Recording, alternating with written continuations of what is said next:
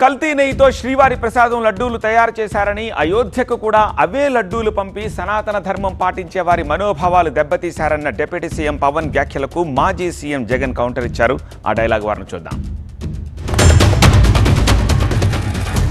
గత కొంతకాలంగా కల్తీ నెయ్యితోటి జంతువు కొవ్వుతోటి కలిపిన ప్రసాదాలు ఏడుకొండల వాడికి నైవేద్యంగా పెడతారు. అదే ప్రసాదాలు ఆంధ్రప్రదేశ్ నుంచి 1,00,000 లడ్డులు చేసి ఆ కల్తీ నెయ్యితోటి అయోధ్య రాముడికి పంపిస్తారు.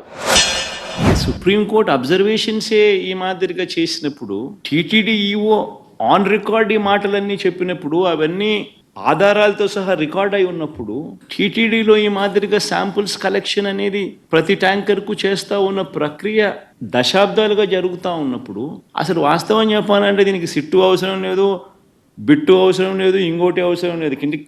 కంటి క్లియర్ కట్గా కనపడతా ఉంది అసలు ఏమీ జరగలేదని. ఏమీ జరగకపోయినా ఏదో జరిగింది అని చెప్పి వీళ్ళందరూ ఏదో దాన్ని ఏదో చూపించే ప్రయత్నం, వీళ్ళు ఏదో చేసే ప్రయత్నం వీళ్ళు చేస్తూ ఉన్నారు.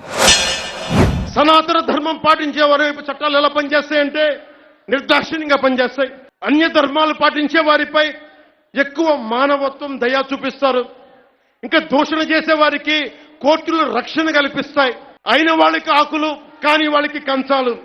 ఇప్పుడు అది కూడా పోయింది, ఆకులు కూడా పోయింది, చేతుల్లో పెట్టి నాక్కోమంటున్నారు.